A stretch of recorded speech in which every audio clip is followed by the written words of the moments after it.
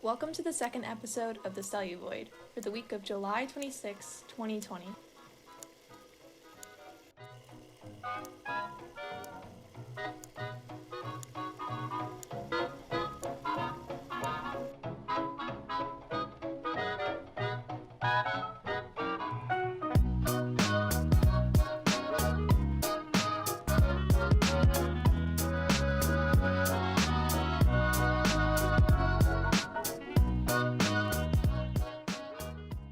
Today I am joined by Zoe Beloff.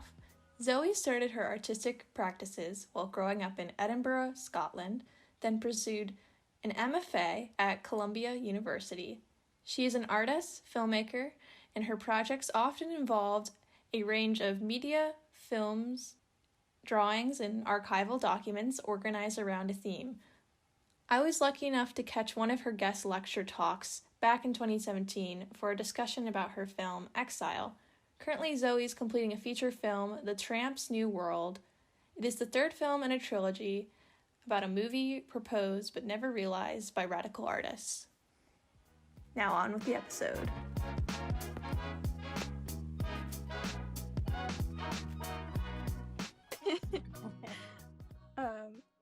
Well, welcome to the second episode of this curation series I've started. I thought it'd be really fun to bring together filmmakers, artists, or more so across the media arts. So sorry on the delay of all this. It's been such a hectic week with colleges just sending out information. They just can't make up their minds. Seems like. Oh, I feel so sorry for you. That is terrible. Yeah. I have one answer, put it all online. I am so happy I am not teaching in person. Oh, so you do teach? Oh, yes. How do you think I make a living? No, I like my art is just my hobby. I mean, I have a regular day job. It's called teaching. Where do you teach? I don't remember. I teach at Queen's College. It's part of Coney. Okay, yeah. What are you teaching out of there? Are you teaching film theory or? I teach hands-on filmmaking. Okay. So I teach a class in we don't have a lot of production at Queen's College, but I teach beginning filmmaking. I teach cinematography.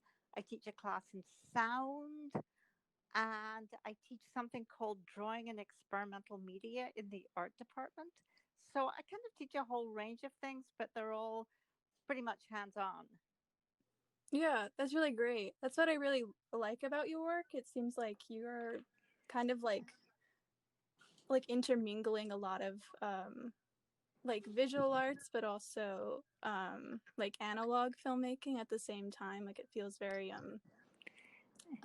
traditional, or you're kind of keeping avant-garde cinema alive today, but also I really like you're able to infuse kind of history in early cinema and yeah. So do you want to talk about that, how you're able to kind of bring two worlds together and in a way? Okay.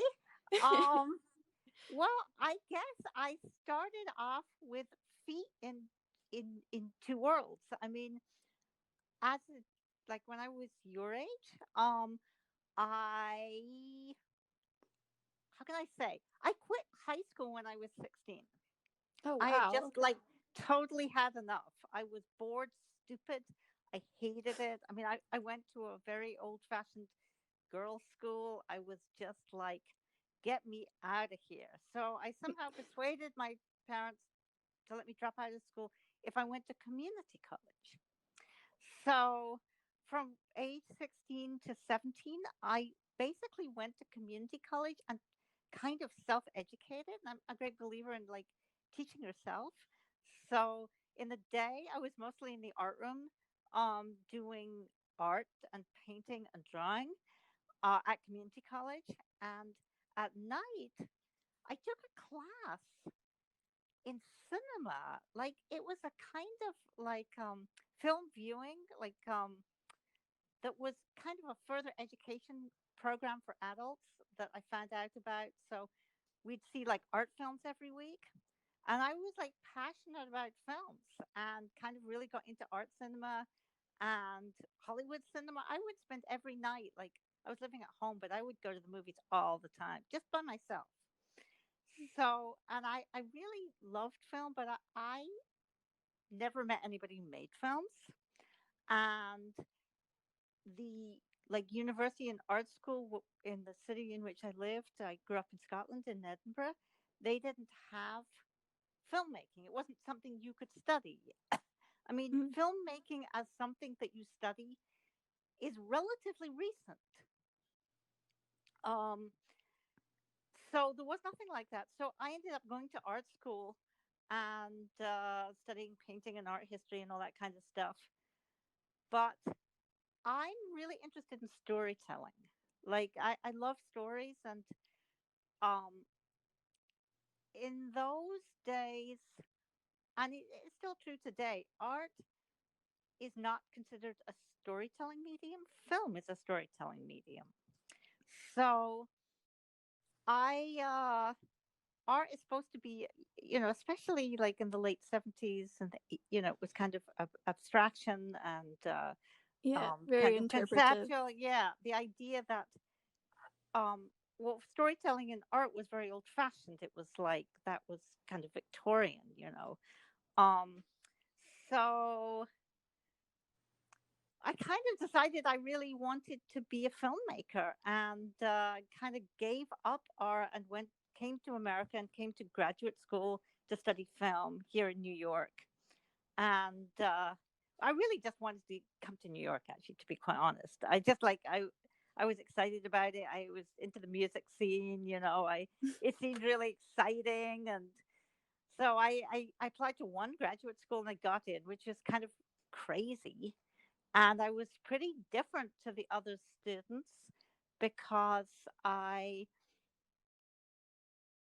was interested in art cinema, and most of my classmates were really planning to go to Hollywood and become screenwriters and TV writers and stuff like that.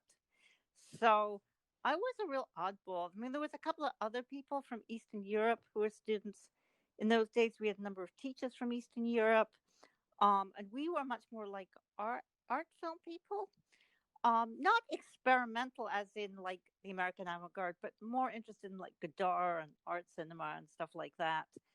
And rather than sort of commercial Hollywood film. But but I was trained as a very much a narrative, that kind of storytelling filmmaker. And I had a strange time at school. I was, on the one hand, I was actually very interested in theory and ideas, and I was like taking classes in French comparative literature. And at the same time, I was taking cinematography and learning all the really practical things, because I did really kind of realize one smart thing was that I was never going to be like a big budget filmmaker. And so I better learn how to like make films myself, like learn cinematography and learn sound and learn editing, that I was always going to need those practical skills as well. And just sort of coming from an art background, one's used to making things oneself. That's what an artist does. I mean, I know some artists hire people to paint their pictures for them, but mostly artists paint their own pictures. Um, so that, I've always kind of had feet in these different worlds, but in some ways, and then I sort of gave up thinking of myself as an artist and thought I was a filmmaker, but really didn't know what kind of a filmmaker. Again, it took me a long time. Like, I'm not one of these like young genius people. I always envy people who at age 22 know exactly what they're going to do, In part because there wasn't an easily trodden path for what I wanted to do. I mean, I didn't want to, as I say, I realized I wasn't going to make, a coming of age comedy in Hollywood. But I'm really not like what most people in this country would call an experimental filmmaker, because I am interested in stories. Mm-hmm. and narrative and actors and scripts, just not in a conventional Sundancey kind of way. And so there really isn't any easy, you know, line of attack. I still feel like a totally outsider. Um, but I maybe I just don't care so much. But it's a real problem. Um, and at the same time, I guess in the last 10, 12 years, I've gotten much 15 years, I've gotten much more also thinking of myself as an artist. I mean, the whole idea of artists and installation and stuff like that really started to happen a lot more, and there was more opportunity for that. So that allowed me to get back to actually making pictures. And I also do books. And I just find them all different forms of expressing ideas and telling stories. They're not so different to me. Does that make sense? Yeah, no, I can get behind that for sure. Like I finished, well, I say in quotes, I finished my first year in film school. And it was kind of interesting just to see all these people coming in from different backgrounds, and even, I don't know, like a generation like today, like everyone is still like unsure like what path, or like you were saying, like not everyone wants to do the whole like big budget Hollywood movie, and like some people kind of fall into like a cookie cutter mold of what story to tell, and their thesis statements of like kind of like cliche like family stories sometimes. But then once in a while there's like a few people who are telling like stories like you were saying in like different unconventional ways, or I don't know, like it's interesting. Like some people don't really care about like production design or how a film looks, and then someone is like taking the time to craft that, and or they're taking classes outside of I'm at a conservatory, so it's like Uh-huh. all very like structured in. So it's kind of interesting to hear sometimes people in my class say like, oh, I'm taking a printmaking class right now, and like start to kind of see it like interweave into their work. So that's kind of exciting in a way. Or a few kids got into like, I was really shocked, like at least 3 kids in my class who were able to make films. 3 of them made films on 16 millimeter, and at least at my school, like it's a very like digital really dominates the scene. Like a lot of the professors are trying to make like film die, or they're like always having that argument, is like film even relevant anymore? I don't know if I you've ever mean, gotten to that debate. yeah, I have. I mean, of course I have. We all have. And I don't ever want to tell anybody else what to do. I mean, again, it's all different forms of storytelling. I do a storyboard with pencil and paper. It's a form of storytelling. And ultimately, film is about ideas, you know, ideas, whether they're visual, they're audio, they're ideas in motion. And you can use any medium.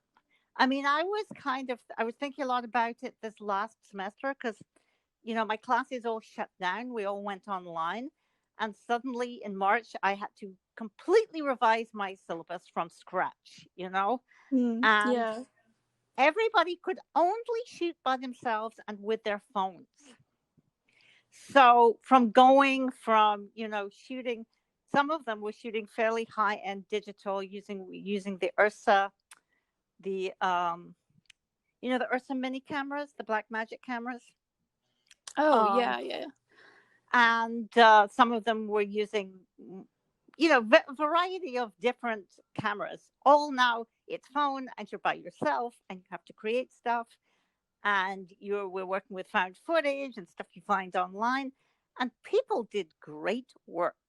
I mean, I was really, really impressed how well they did with just whatever was to hand. They had a phone, they had a computer, and whatever. And it really, I was so happy because The technical stuff, the support, that's just the support. This camera rather than that camera, who cares? It's like, do you have a compelling idea that you want to share with us? So I think it's fundamentally a completely meaningless debate, like film Yeah. versus digital. It means nothing.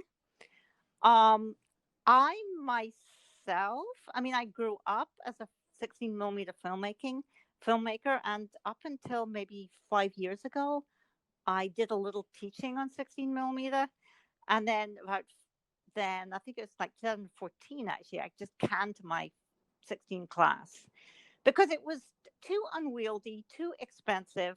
It wasn't useful, and I now teach with. We bought the Ursa cameras, and I don't regret it at all.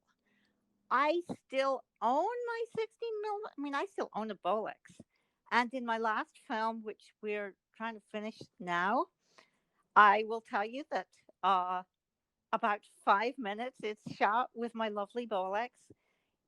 Really, because it's a story that takes place in the 1940s. And in the story, the main character makes a short film. And we see like him filming and whatever. So it seemed really appropriate to shoot with film with a little 16 Right. camera. He would have shot with a Cine Kodak camera. We shot with a Bolex. But the rest of my film is shot almost entirely with an Arri Alexa Mini. And I'm telling you, it is a beautiful camera. And you Mm. get gorgeous images. And I love it. You know, if I can afford it, I love it. It was expensive, and we did that. That share grid rental stuff where you rent from people, and we got a deal, and it's very lovely. So I'm not knocking digital. Yeah. I've done a lot of work with both, and I think I'm never going to throw away my 16 millimeter camera so long as I have 16 millimeter film because it's another piece of your palette. But to me, it evokes the past, it evokes history. And unless I specifically want to do that, where that's if that's part of the idea that I want to evoke the 20th century, then I will use film. If I if that's not part of the story, then I see no point. I mean, there's such beautiful digital images these days. I agree, and especially like what people have been able to do with color correction. There's a guy who just graduated in the class of 2020. He's just like the master of DaVinci Resolve, So, and and even that's kind of painting digitally, I guess, of oh like my taking each goodness, that frame. is amazing. I actually what's the word? Full disclosure. My cinematographer is my husband. Oh And no way! we're a filmmaking team, and we have been a filmmaking team for like 20 years, actually, since we got to know each other. And he actually has a much more professional background in film than I do. Um, in that he worked in the business in a way that I didn't. Um, but yeah, he like in our last film, he got into DaVinci Resolve and he taught himself, and he's just doing like incredibly beautiful work. Very painstaking. That's really hard. Really kind of you're transforming things and bringing things out, and it can be definitely an expressive tool. And so yeah, but I think ultimately, you can make it with your phone. It's uh, it's all icing on the cake unless you have the ideas that you want to, express. So I don't think film has to be expensive. And as I always tell my students, if you're really an artist, you can work with a pencil, a notebook, and a phone. That's all you need. And Yeah. I think that's all we got because we're going to be teaching online again in the fall. And, um, it has its drawbacks, but it also is, for me, a little bit of a liberation from having to focus so much on the technical. Right. Because Yeah. a lot of the technical these days you can learn from just like YouTube videos and this and that. And you don't really need to go to school for that. I mean, there are certain things you do, um, but a lot you don't. Yeah. I guess that's like another thing is like the debate of whether to go to film school or not. Of like, there's like I feel like two kinds of people in the world where it's like people who go thinking they just want to learn for technical, and like you said, like if you are solely just engaged in technical, like possibly you could just do that from home. But I feel like the big reason people go is like a sense of community and like making new connections and Yeah, kind of, I, yeah, I you know. totally agree. And that's why I always say to my students, we're here to share our work. The important stuff is to have those screenings and work in progress screenings and talk with me and all the fellow students and, have an audience and a critique. That's what's really important. And that's, I think, the most important thing of film school. You have a team, you have a professor who hopefully is inspiring in some way and will turn you on to things that you might never have seen before. It's, you're not there to learn software. You can learn software on your own. You know, Eric just sat in his room and taught himself DaVinci Resolve from online tutorials. Like, you don't need to go to film school for that. You don't need to go to film school to learn how to use an Arri Alexa. It comes with a manual. But to really learn to think as a cinematographer and to learn lighting and the art of cinematography, it's incredibly helpful to at least start off in film school, and it kind of gets you going. But you have to learn by doing. So I don't think film school is Right. a waste of time. But if you're solely there to kind of learn software or whatever, forget it. That's silly. um yeah, even this summer for me, like it's been the big leap of starting this podcast and curation. And while I was researching your work, I saw you have this project, the Coney Island Amateur Psychoanalytic Hmm. Society. Hmm. So like you're like, are you like the head curator of that, and like what was the process of like gathering all that together? Well, that's a story. Don't get me started, as they say. But I will tell you, I guess back in 2008, I was kind of friendly with the curator at the Coney Island Museum, which isn't really a museum. It's really just a big old room with some old stuff upstairs from a bar and freak show in Coney Island in the amusement park. And but they'd have talks and different stuff there. And I pointed him to a little book called Freud in Coney Island, which was written by Norman Klein and was kind of an imaginative recounting of Sigmund Freud's trip to Coney Island, and which he really did go and visit Coney Island, but I mean, only like for an afternoon. Um, so the book kind of fantasizes about what that would be like. So I gave a copy of this book to the curator, and he called me up next day and he said, it would be really great if you were interested in making an exhibition to celebrate the centenary of Freud's visit to Coney Island. That was in 2009. So I said, well, that sounds like a wonderful idea. I would love to do that. So I signed up having absolutely no idea what I would do. Um, but it just sounded like such a great idea. And I love the amusement park. And I've always been interested in New York history. And it just seemed like the perfect project for me. So I spent the summer kind of thinking about it. And I realized I didn't want to sort of make believe. Like Freud's visit itself was not that interesting because as I say, he just spent an afternoon there. It really didn't change any of his theories or ideas. Like, just to try and sort of illustrate that, um, his visit to the Dreamland amusement park did not seem that exciting to me. And then I realized really what I was interested in is the idea of like the dreams and kind of imaginative unconscious of the people that lived and worked there. Like, wouldn't it have been great if people there had had an amateur psychoanalytic society? And while thinking, wouldn't that have been great? I thought, well, that has to be like, that has to, we have to do that. So, like, I decided I would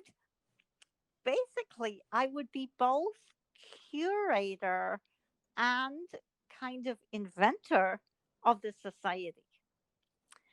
So, this became and it really kind of, it fitted with a lot of interests and ideas of mine, um, and allowed me also to do a lot of research into the history of Coney Island. And if you read about the history of Coney Island, particularly the social history, you'll find like that area in New York in the after Freud's visit, so in the 1920s, 1930s, and so on, it was really a hotbed of socialism and communism. There were a lot of Jewish people, a lot of immigrants lived there, Italians, Jews, a lot of immigrants.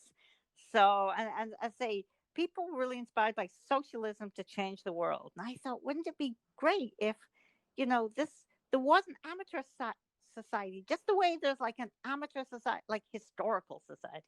Why not an amateur psychoanalytic society? These were people who wanted to change the world through looking to thinking about their inner lives. So it was a very utopian society. And one of the first things I thought was that amateur societies, they always have activities, that's what amateur societies do. Wouldn't it have been great if the Coney Island Amateur Psychoanalytic Society had activities where they recreated their dreams on film? And I was particularly interested and excited about this idea because I'd long been interested in people's home movies and, in fact, collected home movies for a long time. And what I was interested in very much is a kind of psychoanalytic interpretation of home movies that they, if you really look at them, they reveal more than about people than they realize. That we can sort of glimpse through the amateur home movie something about people's lives and their inner lives, just the way Freud thought about dreams or slips of the tongue as revealing more than people realize. So that really got me started, was the home movies. And I think you might have seen some of the home movies online. My exhibition presented what appeared to be 9 award-winning dream films. So, but they were all made from home movies from my collection. So all I did was take original home movie footage and change the intertitles. Okay. And Yeah. so that was my contribution, just the way a psychoanalyst might interpret. So I made the intertitles. But there were many, many other things at the exhibition. There was lots of course, correspondence, snapshots. The founder of the society created a model for a Freudian theme park called Dreamland that would explicate Freud's theories of dreams through a series um, of like pavilions in an amusement park. And it became kind of a sprawling, really big project. And, it seemed really right for an amusement park because an amusement park, you have no idea what's real and what isn't. Like, if you had been there at the exhibition, you would have looked out of the window and you'd have seen a sign that said Snake Girl, 99 cents. Like, do you believe Snake Girl? So, the same way, it's like, is the society real? Was it a fiction? I mean, it was presented there as a real historical show. And people used to argue fiercely about it. The manager at the museum said he really enjoyed it because people used to come downstairs, arguing about the society, and voices were raised. And I kind of loved that. People had all kinds of ideas as to what they were seeing. Um, I loved particularly. It's funny because I actually the exhibition was up for a year, and I used to go there occasionally, kind of because I was a janitor. I had to like change the bulbs on the projector and the slide projectors and sweep the floor and so on. So I would be there So and I would overhear. like spying on Yes, people. I loved it because you hear people, people would like become like amateur docents and they'd be showing their friends around and explaining it. And they would be like, and I saw that picture in my childhood. But they hadn't, because I had drawn that picture. Oh.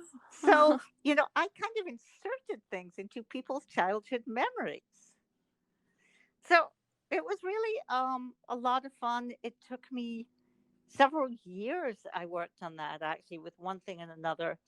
It became 2 books. It became the show actually surprisingly to me traveled because I always thought of it as kind of a site specific project. It was about Coney Island, it was in Coney Island. But then I had the opportunity to bring it to Europe, and which was kind of amazing because it was a big project. And it toured all over Europe for like several years. And we used to, me and my partner, we'd go and set it up, and that was really fun. It's something that I don't know. It seems like I still get like emails occasionally. I got one in the spring I get them from like scholars, researchers. I got one from like a PhD student in Italy, like, tell me more about the society. Can you tell me where the archive is housed? And all this stuff. So, and then I just have to kind of explain the story gently. But they're always like still really interested. So, yeah, it's had kind of an amazing life of its own. It's kind of become a thing, which is kind of lovely because it should be.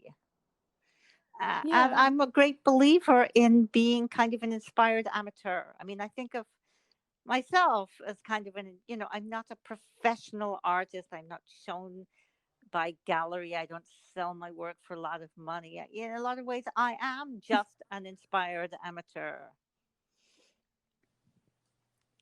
Yeah, I feel like there's a lot of pressure in the world too, just to like get people out of that mindset. But there really is a certain beauty in just the authenticity of like people like capturing footage of a camera, and like it could just become lost one day. But like like you went searching for it, or just how people can take found footage and they can just say so much just by like just inserting a new idea into it, or even like you were saying, like kind of like art or film is kind of in the eye of the beholder. So it's exciting.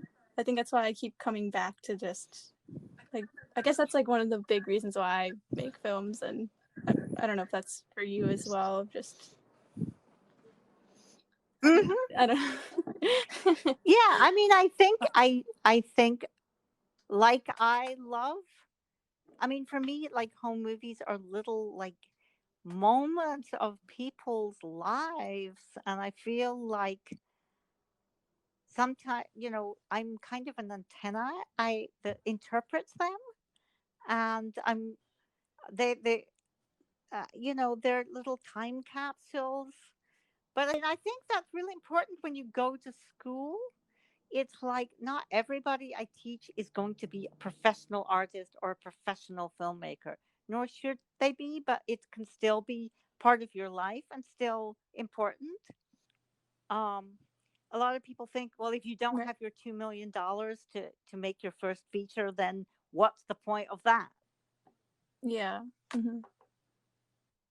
I think that's always like the big discussion of when people are about to graduate film school, of just like, well, it's like the race to make the big feature. Or even some of my professors, there's this one guy who's teaching me, he was supposed to make his first feature this summer, and of course that like got shut down and postponed. But he was just having like this whole discussion of like, well, I'm like 40 now, but or 30, or I can't remember what age he was, but like he was like saying like, I don't know if age really even matters when it comes down to like making like a big investment into a film project. Like is there really an expiration date on like how old you should be putting art into the world? Or I feel like it even applies to people who are really young. Like some people are kind of like psyched out into putting their artwork out into the world when they're younger, because I guess they're afraid to look back on it. But I don't know, if you don't do that, then how are you even going to see your growth when you keep developing over the years? So I don't know if you ever felt that, of like, if there's like an expiration date on like being an artist, or like when do I even That's a good question start? because I'm quite old. Like, should I just like pack it in? Is there a start date, an expiration date? I think everybody is different. No, of course not. I mean, some, Godard is making films in his 80s. Some people make their best films when they're teenagers. Um, I really do. I mean, I envy people who are. I always thought it's. I mean, having watched my peers, people who were very smart and knew what they wanted to do when they were in their early 20s did really well. I have to say, I kind of envy them because I was never like that. It took me much, much, much longer. I did in my 20s and early 30s. I really didn't do anything very interesting. Because I really didn't know what I was doing. Um, but I think everybody's different. Some people like have their best, as I say, their best ideas when they're very young, and they don't have any more. It's like just people are human. They're all different. There's absolutely no rules. You have to make something because you yourself care about it, I think. Not just like, well, if it's not, worrying too much about what other people think. Right. And I especially feel like right now with COVID-19, a lot of people they're getting really discouraged, and like everything's hopeless and they should just put the camera down, and or they just feel really lost with their creativity. I think it's a difficult time for sure. I mean, yeah. I don't blame people. It's Yeah. impossible time to make films. I mean, I'm not making any films. I mean, we shot this I guess it's like a short feature, and I've probably that we finished shooting in December, and it's Oh wow. virtually Okay. Right at the cusp. right at the cusp. I mean, we shot the last part of it literally in December, and I mean, our whole idea is we'd finish it by the summer. We'd start sending it out to festivals about now, and I mean, I'm thrilled. Like in a way, we're really lucky because we have a complete film, which is great rather than something sort of half finished. Um, but I'm feeling lost myself. I mean, this is something I certainly put more money into than anything I've ever done, and it was a lot of ways a bigger project. And I guess it's a short feature. It's about an hour long, which sort of counts as it does technically, it is a feature film. Um, and I was expecting it to go to festivals in Europe, which is usually where I kind of start showing my work, and I I'm just like sitting on it, and I don't want to. I don't want it just to like put all this effort and it's like in a couple of online festivals. It's like really, that just seems like Yeah. No. or even like sending it to Europe and then we couldn't go. I couldn't go. Like it's really good to go to a festival. It's like you meet people, you talk to people, you kind of get things out there. Um, I don't want to send it off, and I can't travel. So, quite seriously, I'm just, as far as I'm concerned, I'm not going to release it until like the world is in a better place. And if it takes another year of, so be it. But I don't want to throw it away. Do you know what I mean? Yeah, no, I totally respect that. I know a lot of people right now, they're making that decision and they know it's hard, but I 100% agree. I think most films, they deserve like the presence of like an audience and Yeah. having that discussion. And it's, I mean, you can do that online, but it's I don't know, it's like not the same. Yeah. Definitely there I isn't. didn't rent an Arri Alexa to put it on like Yeah, you Vimeo. worked really hard. I really didn't. I mean, it's a big screen film. So yeah, I'm just gonna, I'm gonna wait. I mean, I was supposed to spend the summer in Europe. I had a residency and all kinds of things, and I couldn't do any of that. Um, so I'm kind of, I think we just have to lie low and do small things. I mean, I wouldn't want to be filming. I can't film when I'm like 6 feet. I have to be more than 6 feet from my actors. Are you kidding me? It's like, no. So I'm doing drawing projects and writing projects and things that I can do from home. Yeah, like yeah, you sent me a link to your the activity pack Oh, thing. yeah, that was very funny. That seems that's really cute, and I think it's great for because there are a lot of kids like I for me at Mhm. least last summer I taught at an art camp, like I'm like a little counselor. Mhm. So I would always like help kids do little arts and crafts things. So I can't imagine like what it's like being a kid right now in this world and wanting to have like fun and not even being able to see friends. So I think it's really great that you're doing this and like, you know, having the hamster wheel roll in kids' heads. So Yeah. if you want to like talk about the process of like it's kind of like what is it? You kind of built like a Oh, space yeah. world. I was like, I always think when the canvas is small, think big. So I said, I'm going to do a, I'm going to do an activity of intergalactic travel. So actually interplanetary travel. So I thought we have to, how can kids like make a space helmet with things around them? How could they make a the surface of a planet? How could they photograph it with their phones? So I made a couple of planets um, on my tabletop planets. Um, yeah, so I'm all for home activities. I've just collaborated with some people in St. Petersburg in Russia who are doing an art exhibit, and they invited me to take part in that. So I had to make something kind of quickly that could all be digital files that they could then like print out their end. So yeah, I've actually been surprisingly busy um, with kind of oddball collaborations like this.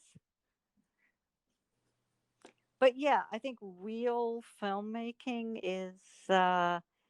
I mean, there's reasons Hollywood is not making films right now because it's really not safe and it's not possible.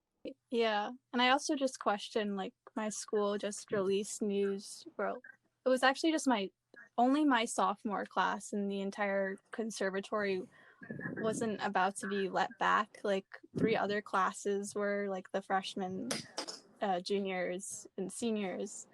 And so my class had a bit of like a rile up, and they were just yelling at the head chair of the department, like, let us back. And I was just kind of in this weird position where it's like, do I even really want to go back and like create art in like a really empty college and be cooped up in a dorm It sounds for like not a only semester? horrible, but it sounds dangerous. I mean, I Oh am yeah. not Yeah, unsanitary. joking. I mean, you guys are young, Yeah. but I'm old, and I do not want to be in a room with 17 young people all crowding around. Yeah. It's really dangerous. It's like you Yeah, I do not agree. want to risk not only your life, the life of your But others. professor, the staff, the cleaning staff. I mean, Christ. We'll all, I do think this will end at some point, and in a year, I'm hoping we'll be in a better place. let's just chill and do it online. I don't like how everyone is, and like business as usual when the world is literally falling apart on fire. I know. It's falling apart. And yeah, it's different in Europe because people have really been a lot more sensible. Yeah, and definitely. I mean, it's frustrating for me because I can't see my mother, because I can't travel, and because this country is just a mess.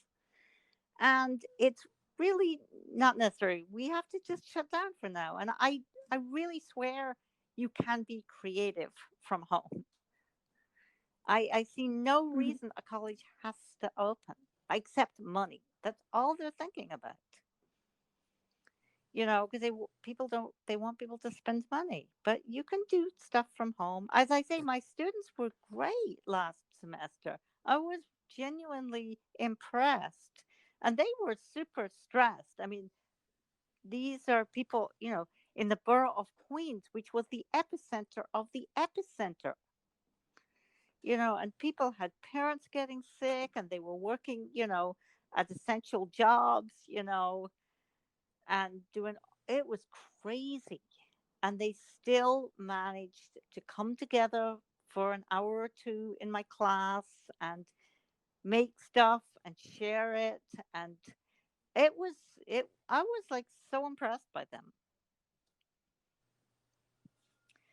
Yeah, and I mean it's a big sacrifice to make, but like honestly, I think people need to hunker down and, like you were saying, like work with what you have, but like don't underestimate yourself and think it's any less than a good film, or it's I don't know, it's like also it's really just right now in a way like we're kind of creating time capsules of what this world is like right now.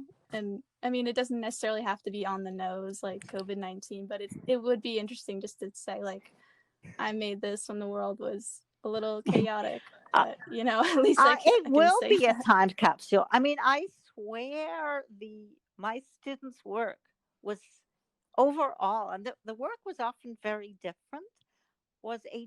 true time capsule. I mean, I had people, I have to say, pouring their hearts out in their films in ways that I have never seen before. I mean, really getting to who they were and their feelings and so on in ways that they never would do in a more conventional, normal class.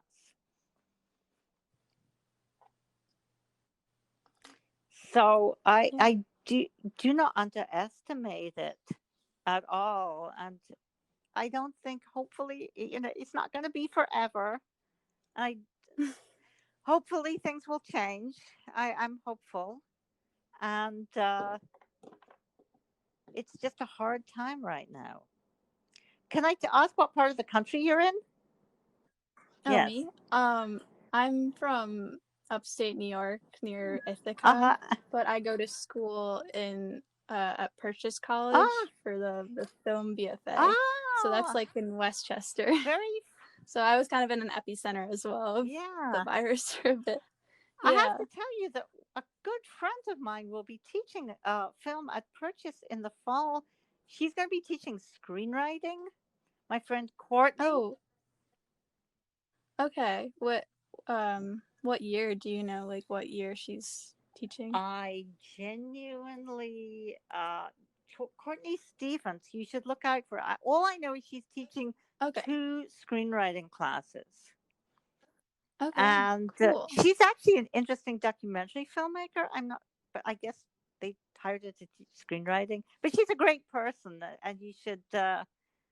Uh, she's actually in LA right now, and we have little video chats like every couple of weeks, and yeah, check her out. Yeah, they've been hiring a lot of new faculty as of late, or some people have left. So it's been interesting to see new faces coming in, but like also just kind of like intimidating that I'm meeting these people for the first time like on a webcam. Yeah, But well, it's kind of but, like what can we do? Yeah, you will be meeting her on a webcam. I mean, she will be in LA and you will be in New York, and um, Yeah. but yeah, that's actually been a kind of a strange. I have to say, it was quite strange for me. I mean, I've been a teacher for decades. To suddenly teach on the computer, just because, I mean, partly I think it's just when you're a teacher, I mean, you probably don't realize this, not having taught, but when you go into a classroom, it's like it's a performance. Like you're an actor, you have your teacher personality, and you're doing a show. But when I'm sitting in my own apartment in front of my own computer, it's just like I'm me, and like the students are singing into my studio. I felt so self conscious in a way that I would never do in the classroom. Uh, that is quite a strange thing. And it's Yeah, going to definitely. be even stranger in the fall because I won't have, like, in the spring, I already knew those students, like, because we'd already had like half a semester together. Um, but this semester, I will be meeting them online for the first time. So that's going to be kind of strange. But, whatever, whatever. Say Yeah. la vie. I think that's all I have, but if you have any like additional things you want to say, or Wow. like where you can find your work and Oh, well, I always point people to my website. So it's zoebeloff.com. It's just my name. And you can find out about quite a variety of things that I do. Um, and I hope, once all this is over, there will be a new film, but not till then. And, fingers crossed. and, wow, yeah. I've got certainly my films from the last 10 years are online. It's now I've got time in the pandemic. Once we've finished our film, I want to try and put more stuff online. But it's so expensive, like transferring all your old 16 millimeter to like high end digital files. But at some point there will be more. Anyway, check it out. It's there. It's all free, stuff like that. And it's been lovely to talk to you. Yeah, thank you for joining me, Zoe. Uh, Thank you so a much. real pleasure, and good luck with purchase. And if you do end up studying with my friend Courtney, do tell her I say that uh, that you know me and stuff like that. Okay, Okay. Yeah. All right. Have a you great day. too. Thanks. That concludes the second episode of The Celluvoid. I really hope you all enjoyed. If you want to check out more of Zoe's work, check out her website at zoebeloff.com. And while you're at it, you should also follow her Instagram at Zoe Beloff. If you really enjoy listening to these artist talks, feel free to check out The Celluvoid's Instagram at The Celluvoid. I share and curate additional content that go along with the people I interview, and also I share other film-related posts. So thank you so much for listening, and stay tuned for the next episode.